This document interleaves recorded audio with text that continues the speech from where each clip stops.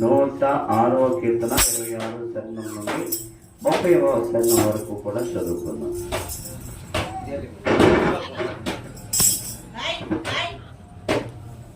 అప్పుడు అరణ్యంలో వాటిని పూల చేయుటకును అన్యజనుల్లో వారి సంతానమును కూర్చుటకును దేశములో వారిని చెదరగొట్టుటకును ఆయన వారి మీద చేయెత్తెను.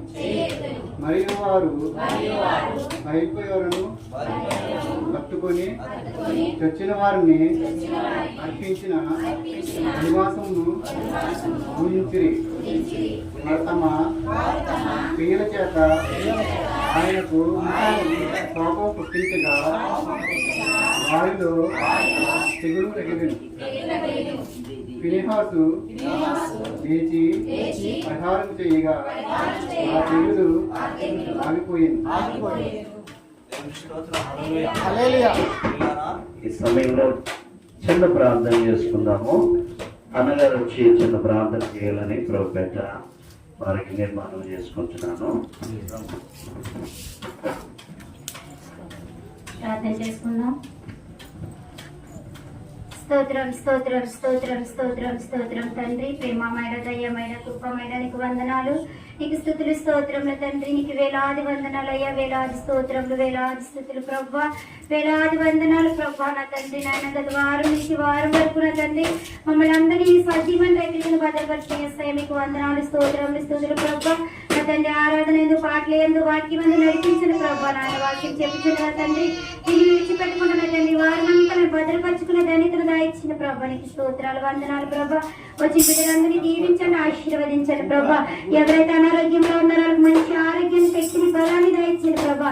చిన్నవారు ఉన్నారు, పెద్దవారు ఉన్నారు, ఎవరి బిడ్డలు ఉన్నారు ప్రభా. అందరినీ దీవించి ఆశీర్వదించి స్వస్థపరచమని తండ్రి ప్రార్థన అంతని పాదాల చెంత పెట్టి యేసు నామములో అడుగుచున్నాం తండ్రి, ఆమేన్. దేవుని యొక్క వర్తమానాన్ని విందాము. అదే సమయంలో దేవుని యొక్క ఈరోజు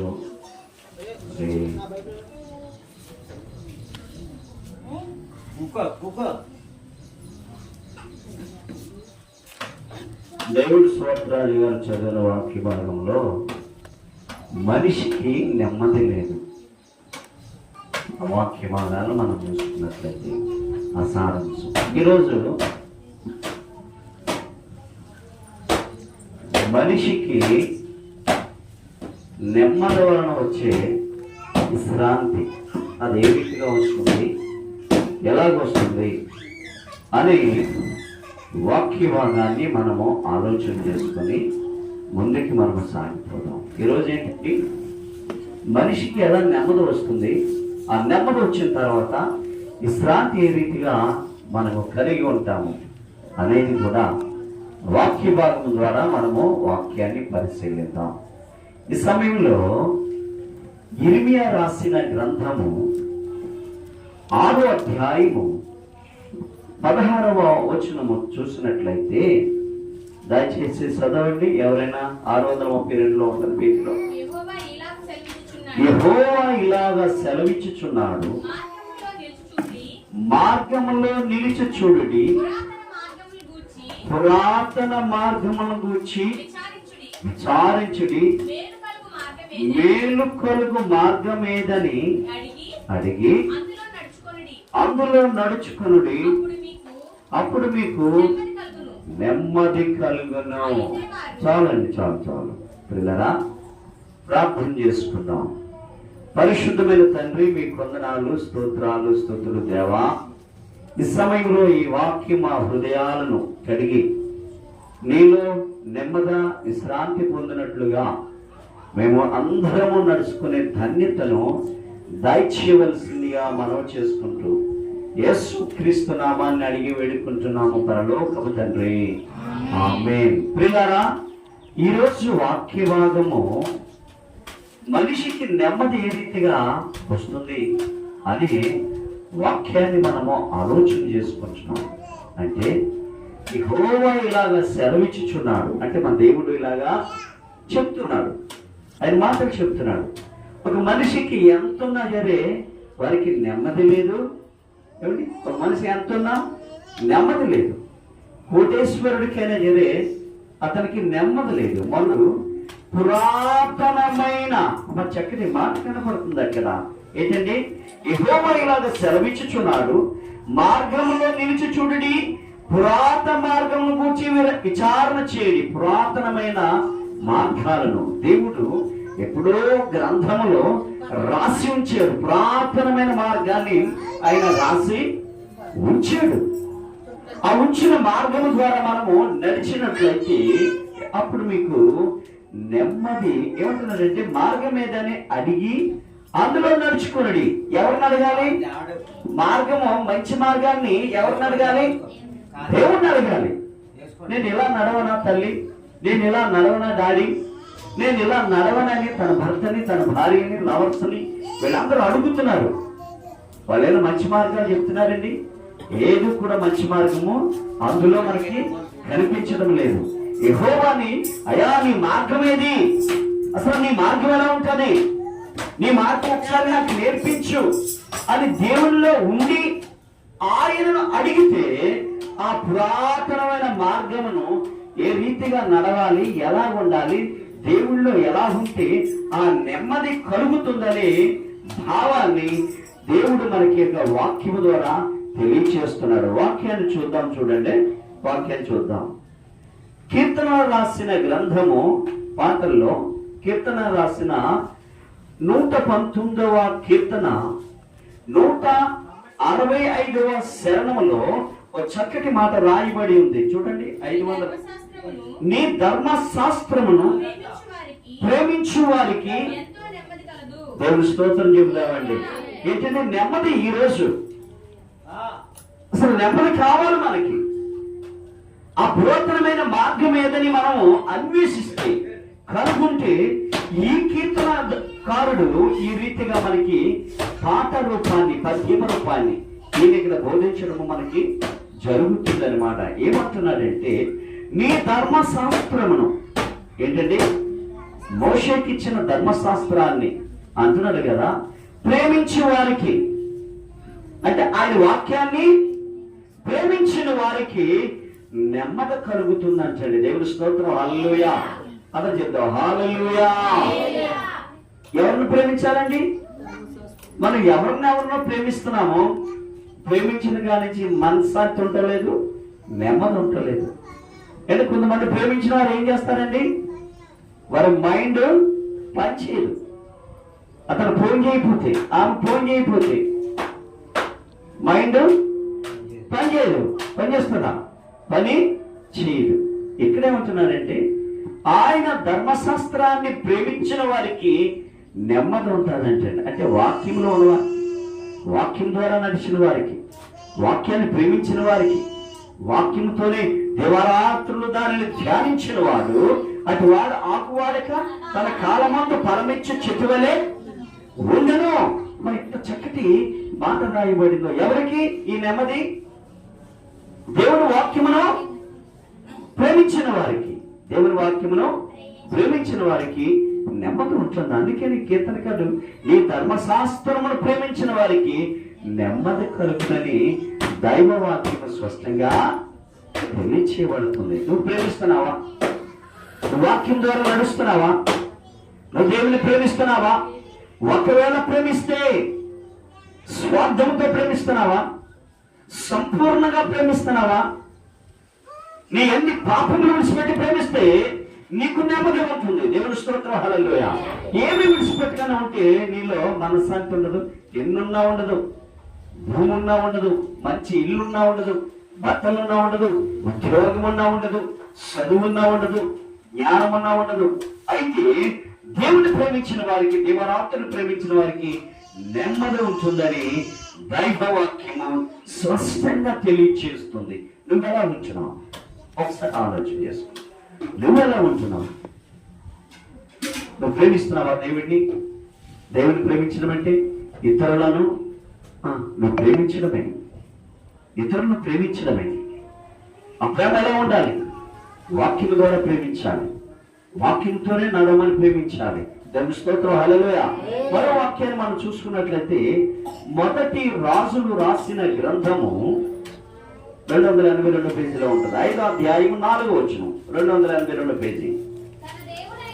తన దేవుడైన యెహోవా నామ ఘనతకు అతడు మందిరమును కట్టింప వీలు లేక పోయినన్న సంగతి నువ్వు ఎరుగదువు. ఇప్పుడు శత్రువు ఒక్కడను లేకుండాను అపాయమేమి కలగకుండాను నా దేవుడని యెహోవా నాలుగు దిశలను నాకు నెమ్మది దయచేసి ఉన్నాడు. దేవుని స్తోత్రం, హల్లెలూయా. ఈ మొదటి రాజులు రాసిన గ్రంథంలో ఇక్కడ అంటున్నాడు 5వ అధ్యాయము 4వ వచనములో చక్కటి మాట ఆయన బోధిస్తున్నాడు. ఏమని బోధిస్తున్నాడంటే ఈ యొక్క మాట దావీదు మహారాజు యొక్క సంభాషణలో, సంఘటనలో జరిగిన విధానము అక్కడ ఆలోచన చేస్తూ ఈ గ్రంథకర్త ఇలాగ అంటున్నాడు, అయ్యా నువ్వు అనేకమైన సమకూర్చేవు. ఏంటండి? బంగారము, వెండి, రాగి పనివారిని, రాతి పనిముట్ల వారిని, ఇంకా చాలా చాలా తిండి పదార్థాలను పనిచేసే వారికి ఈ జీతం ఇవ్వడానికి ఇవన్నీ కూడా నువ్వు సమకూర్చావు. అయినా నీకు నెమ్మదలేదు. ఎందుకంటే రకరకాల ఈ దేశం మీద నీకు, ఆ దేశం 4 దిక్కులా ఉన్న రాజులు నీకు నెమ్మది మాత్రము కలుగా చేయలేదు. అయితే నీ అన్ని సమకూర్చేవు గాని సమకూర్చేది ఇల్లు కట్టడానికి తండ్రిగా బంగారము, వెండి, రాగి, ఈ మనుషులను ఏంటండి కర్ర, మంచి గట్టి కర్ర, ఇట్లన్నీ కూడా పెద్ద పెద్ద రాళ్ళను కూడా సమకూర్చాడండి. సమకూర్చి ఇలాంటి సమకూర్చే టైంలో ఈ 4 పక్కన ఉన్న దేశంలో ఉన్న వారందరూ కూడా యుద్ధం, ఈ పట్ల యుద్ధం ఉండేది. అయితే ఈయనకి నెమ్మది లేదు. ఎవరికి నెమ్మది లేదు? దావీదుకి నెమ్మది లేదు. ఈయన సమకూర్చాడు. అందుకే దావీదుని అంటున్నాడు ఈ యొక్క గ్రంథకర్త. ఏమని అంటున్నాడంటే తన దేవుడని యెహోవా నామ ఘనతకు అతడు మందిరము కట్టింప వీల్లేదు. దేవుడు అయ్యా నువ్వు కట్టకపోయినా పర్వాలేదు, అయినప్పటికీ అంట నలుదిశల అంటే 4 దిక్కులలో నుండి కూడా అతనికి ఏమొచ్చిందండి? దావీదుకి ఏమొచ్చింది? 4 దిక్కుల్లో నుండి నెమ్మది కలుగు చేశాడు. కారణం ఏంటంటే తన కుమారుడైన సొలొమోను మహారాజు ద్వారా ఈ మందిరాన్ని కట్టడానికి దేవుని యొక్క ప్రణాళిక ఉంది కాబట్టి, అయ్యా నువ్వు అన్ని సమకూర్చావు కాబట్టి నీ కుమారుడు దాన్ని కట్టిస్తాడని ఆయనకి చివరి టైంలో దావీదు రాజుకి నెమ్మది దేవుడే కలుగు చేశాడు. ఎలా కలుగు చేశాడు? ఒకవైపు కాదు, మనకైతే ఒకవైపే నెమ్మది ఉంటుంది. ఏంటండి? బిల్డింగ్ వైపు నెమ్మది ఉంటుంది, బిడ్డల వైపు నెమ్మది ఉండదు. ఉద్యోగం వైపు నెమ్మది ఉంటుంది, ఇంటికి వచ్చిన తర్వాత కుటుంబం వైపు నెమ్మది ఉండదు. ఏమండి? అంతే కదా. ఇంకా పొలం వైపు నెమ్మది ఉంటుంది, అది పొలం పంట వచ్చే వరకు కూడా నెమ్మది ఉండదు. ఏ దిక్కు చూసినా మనకి ఏదో ఒక దిక్కు ఉంటుంది తప్ప 2వ దిక్కు మాత్రం మనకి నెమ్మది ఉండదు. అంటే ఎగ్జామ్స్ రాస్తామండి, రాసిన తర్వాత అది వచ్చే వరకు కూడా నెమ్మది ఉంటుందండి? నెమ్మది ఉండదు. అందులో ఏ ఒక్క సబ్జెక్ట్ ఉండిపోయినా సరే వారి యొక్క మైండ్ ఎలా పనిచేస్తుంది అంటే రకరకాలుగా పనిచేస్తుంది. నెమ్మది ఉండదు, శాంతి ఉండదు, సమాధానం ఉండదు, ఏమీ ఉండదు. దేవుని స్తోత్రం చెప్తామండి. హల్లెలూయా చెప్తామండి. హల్లెలూయా. దేవుడు చక్కటి మాటను తెలియపరిచాడు. దావీదు రాజు నీకు నెమ్మది లేదు కాబట్టి నీవన్నీ సమకూర్చిన, ఇప్పుడు మాత్రము నీకు 4 దిక్కుల నుండి నీకు నెమ్మది కలుగు చేసేదను. దేవుడి స్తోత్రం చెప్తామండి. హల్లెలూయా. అందరూ చెప్తాం హల్లెలూయా, హల్లెలూయా. పిల్లరా మీకు నెమ్మది ఉందా? ఒకసారి ఆలోచన చేసుకోండి. మీకు నెమ్మది ఉందా? నీ ఇంటిలో నెమ్మది ఉందా? నీ హృదయంలో నెమ్మది ఉందా? ఒకసారి ఆలోచన చేసుకోండి. నీ బిడ్డల కొరకు నీకు నెమ్మది ఉందా? నీ భర్త కొరకు నీ నెమ్మది ఉందా? నీ భార్య కొరకు నీ నెమ్మది ఉందా? నీ ఉద్యోగంలో నెమ్మది కలగబడుతుందా? నీ ఆస్తిలో నెమ్మది ఉందా? ఒక్కసారి దేవుని యొక్క వాక్య భాగాన్ని మనం చూసుకున్నట్లయితే దేవుడు అందుకే ఏమంటున్నాడంటే నెమ్మది నెమ్మది నెమ్మది అంటున్నాడు. నెమ్మది ఉందా ప్రియులారా? ఒకసారి మనం ఆలోచన చేసుకోండి.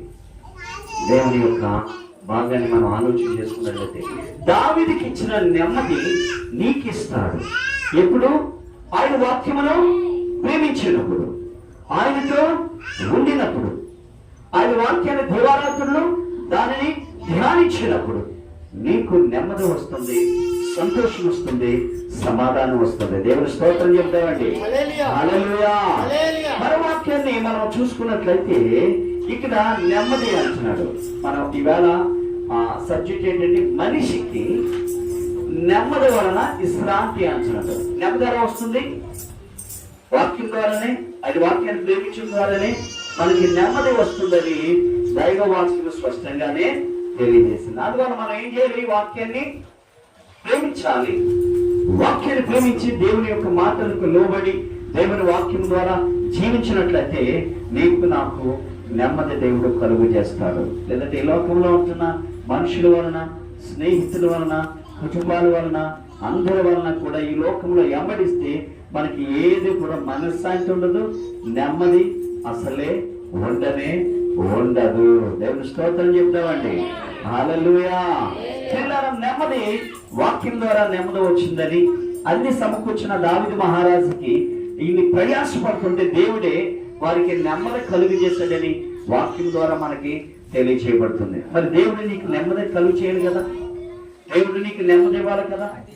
ఒకవేళ నీకు నెమ్మది లేకపోతే దేవుడిని ప్రార్థన చేయండి. ఇప్పుడు రెండవ, ప్రయాసపడే వారికంట విశ్రాంతి ఉన్నదంట. నెమ్మది ఉంది. ఇప్పుడు విశ్రాంతి ఏ రీతిగా వస్తుంది అనేది మనము ఆలోచన చేసుకుందాం. వాక్య భాగాన్ని చూద్దాము పిల్లరా.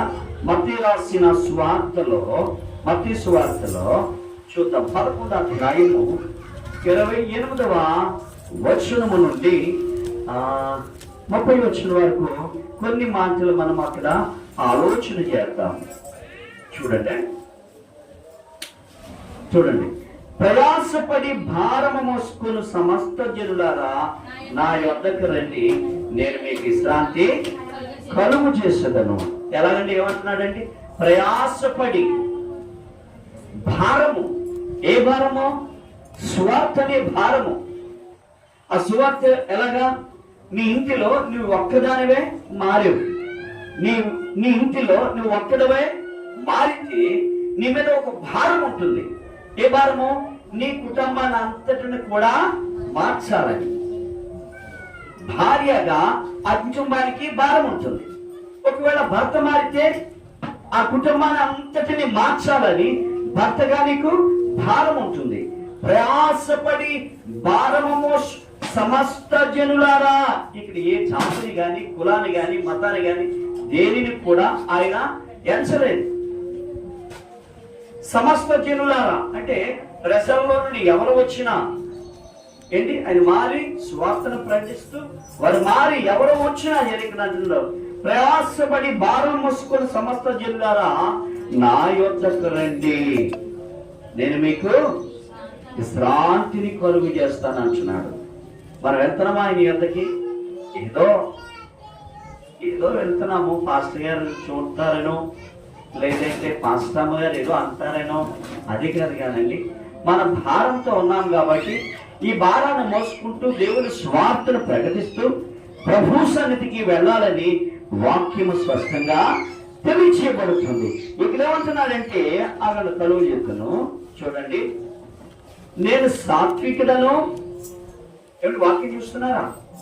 నేను సాత్వికుడను, హీన మనసు గలవాడును. దేవుని స్తోత్రం, హల్లెలూయా. ఏమిటి సాత్వికుడు? ఎవరండి? మోసే సాత్వికుడంట. వాక్యం ఉంది. దేవుడు అంటున్నాడు ఆయన స్నేహితుడు, ఆయన సాత్వికుడు. మోసేని అంటున్నాడు దేవుడు.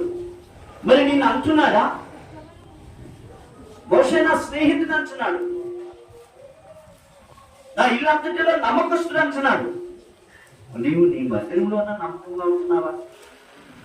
ఏమండి, నీ మందిరంలోనా నమ్మకంగా ఉంటున్నావా లేదా? అది సాత్వికుడంట. ఎంత దీన మనసు గలవాడంట. నువ్వు ఉంటున్నావా? నీ పాస్టర్ గారి గారు నమ్మకంగా ఉంటున్నావా? నీ మందిరంలో ఉన్న వారి దగ్గర నమ్మకపోని నీ ఇంటిలో నువ్వు నమ్మకంగా ఉంటున్నావా? అయ్యగారు అది త్వరగా లేకదండి, వాడు మన మాట విందండి అని ఇంటి వారే సాక్ష్యం చెప్తారు. కానీ నీ మందిరంలో నీ సాక్ష్యం ఉందా? నీ చుట్టుపక్కల నీకు సాక్ష్యం ఉందా? సాత్వికుడను దీన మనసు గలవాడును. అది మోషేకు ఉన్నాయి. దేవుడు చెప్తున్నాడు, సాత్వికుడను దీన మనసు గలవాడును గనుక మీ మీద నా కాడి ఎత్తుకొని నా యొద్ద నేర్చుకొనిడి, అప్పుడు మీ ప్రాణముకు విశ్రాంతి దొరికెను. ఎవరి యొక్క నేర్చుకోవాలి? మనము దేవుడి యొక్క నేర్చుకోవాలి. నువ్వు నేర్చుకుంటున్నావా? నువ్వు నేర్చుకోవడం లేదు. మనం దేవుడి యొక్క నేర్చుకోవాలి. దేవుణ్ణి అడగాలి, ప్రభువా నాకు నేర్పము, నాకు నేర్పించు, నాకు ప్రార్థన నేర్పించు, నాకు వాక్యం చదవడం నేర్పించు, నాకు పాఠం నేర్పించు, నాకు ప్రార్థన నేర్పించు, నాకు నేర్పించు ప్రభువా. నువ్వు నేర్పాలి తండ్రి, నువ్వు లేకపోతే నేను ఉండలేను. దేవా నాకు నేర్పించు. నేను దీన మనసు గలవాడును, సాత్వికులను. మోషేనన్నా ప్రభువా నన్నెందుకు అనుమనివ్వు? మోషే నా స్నేహితుడు అంటున్నావు. నేను ఇన్ని రోజులు బట్టి నేను ఊడుస్తున్నాను, ఇన్ని రోజులు బట్టి నేను నడుస్తున్నాను. దేవాన్ని చిత్తమైతే నాతో మాట్లాడు, నాతో ఉండు, నన్ను నడిపించు ప్రభా, నన్ను నడిపించు. నువ్వు అంటున్నావా? ఒకసారి నువ్వు ఆలోచించి, నువ్వు అంటున్నావా? ఒకసారి ఆలోచించి. దేవుడు అంటున్నాడు ఏమంటున్నాడంటే, అప్పుడు మీ ప్రాణములకు విశ్రాంతి దొరుకుతుందంట. ఎవరికంటే విశ్రాంతి? ప్రాణానికి. నా ప్రాణం ఇసుక కూడా ఇస్తున్నారు రా బాబు, నా ప్రాణం ఇసుకుపోయింది. ఏమన్నా అంటాం లేదా? నీ వల్ల నా ప్రాణము ఇసుకుపోయింది, బాధపడుతున్నాను. నీ వల్ల నేను, నా బిడ్డ వల్ల నేను బాధపడుతున్నాను. నా ప్రాణం, నా భర్త వల్ల నేను బాధపడుతున్నాను. మాస్టర్ గారు, నా భర్త కుదురు లేదండి, నా ప్రాణం అదోలా అయిపోతుందండి, వాడు మారుతాం లేదండి, వాడు త్రాగుల్లోనే ఉన్నాడు, నా ప్రాణాన్ని ఇసుకిస్తున్నాడు, నా ప్రాణానికి నెమ్మది లేదు, నా పెద్దోడు వల్ల నెమ్మది లేదు, నా రెండో వాడి వల్ల నెమ్మది లేదు, నా బిడ్డ వల్ల నెమ్మది లేదు, నా ప్రాణానికి నెమ్మది లేదంటే నువ్వు దేవుని యొక్క కాడిని మోయడం లేదు. దేవుని స్తోత్రం. హల్లెలూయా చెప్తాండా? హల్లెలూయా, హల్లెలూయా, హల్లెలూయా.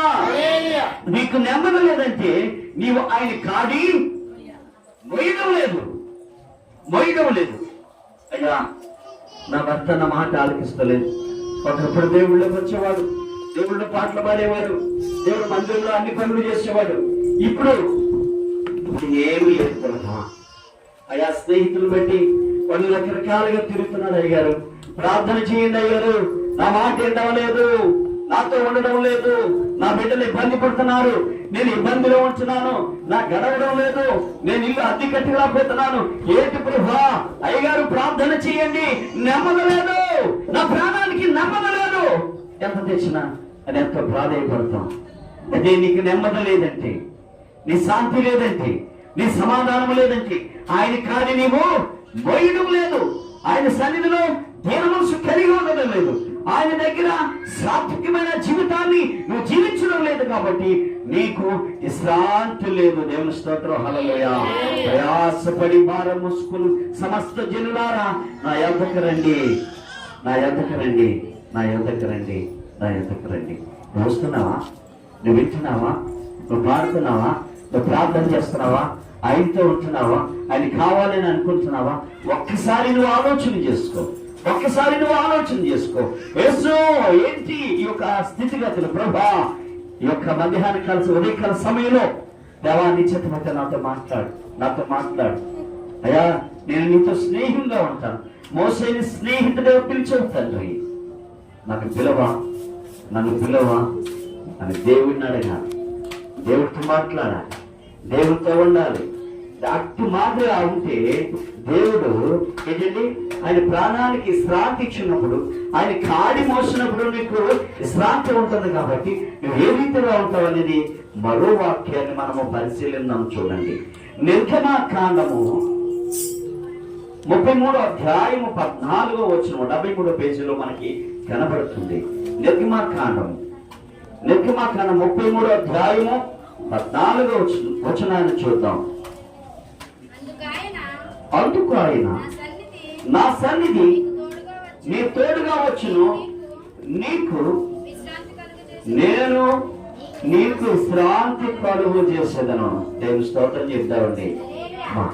ఎంత వాక్యం అండి పిల్లరా, ఎంత వాక్యం. ఒకసారి ఆలోచించి ఈ వాక్యాన్ని ఒకసారి మీరు మరోసారి నేను చదువుతాను. మీరందరూ కూడా నాతో తెలియపరచాలని ప్రభు పేరిట నేను మనవి చేస్తూ ఉన్నాను. ఈ వాక్యం చూడండి. నా సన్నిధి నీకు తోడుగా వచ్చును, నేను నీకు విశ్రాంతి కలుగు చేసేదను. చక్కటి మాట దేవుడు రాసేయడం మనకు ఒకసారి ఆలోచన చేసుకోండి. ఎప్పుడు నీకు విశ్రాంతి వస్తుంది చెప్పాలి, నాన్న చెప్పాలి మీకు.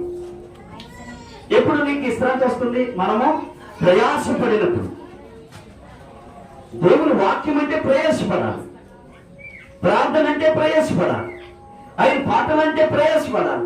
ప్రయాసపడి భారం మోసుకొను సమస్త జనులారా నా యొద్దకు మీరు రండి.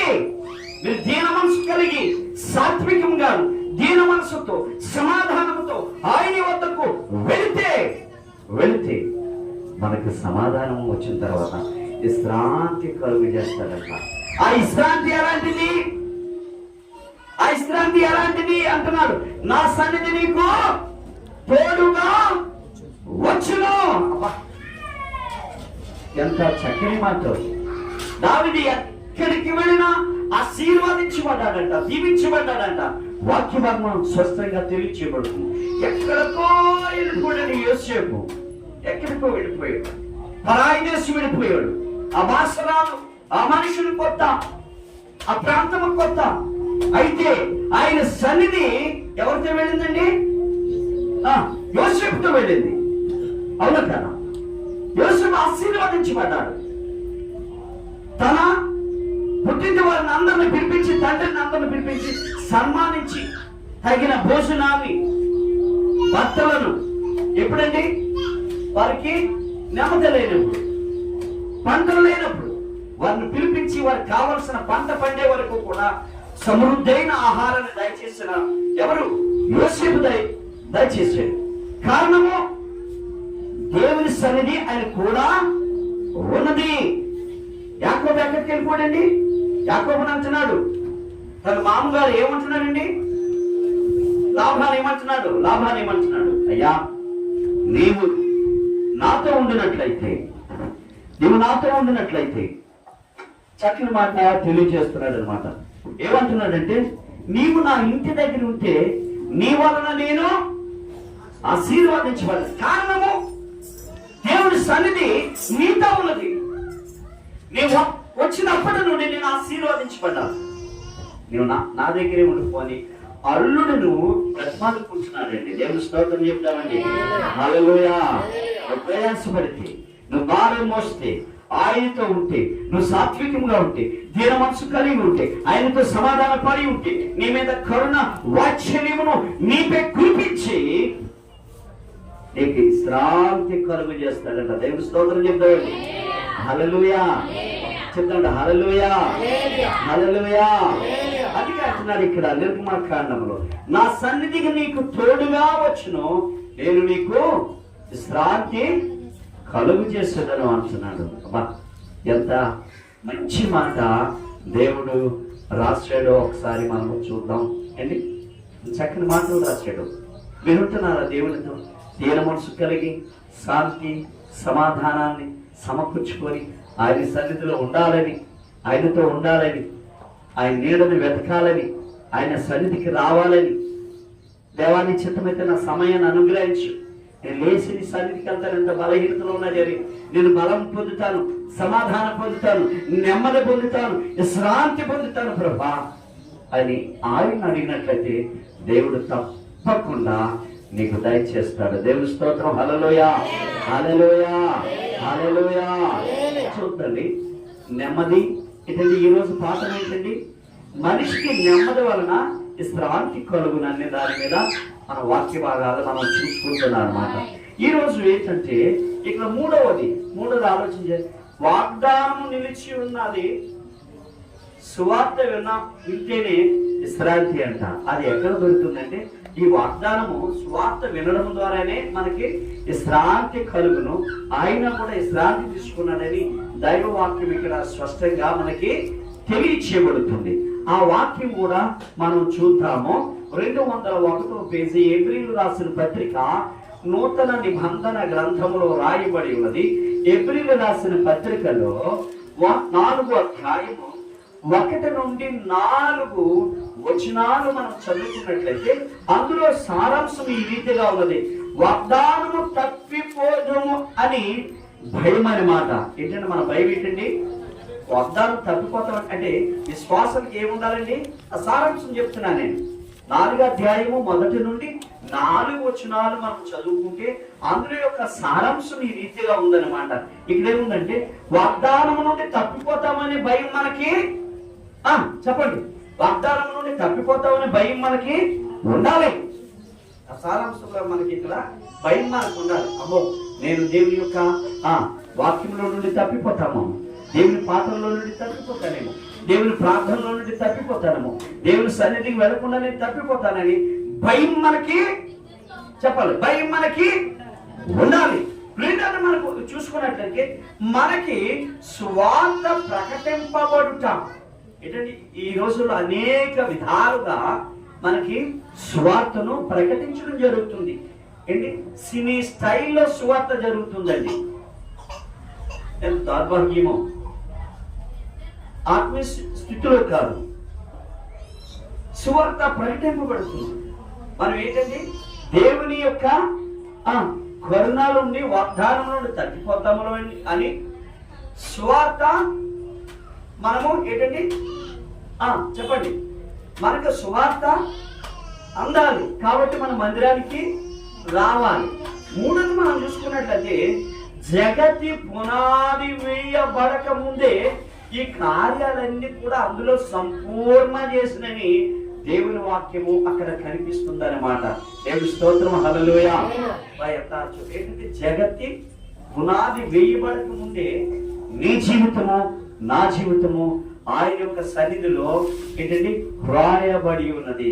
ఒకవేళ సరైన జీవితం కాదంటే అది వాక్యము ద్వారానే సరి చేయబడుతుంది. దేవుని స్తోత్రం, హల్లెలూయా.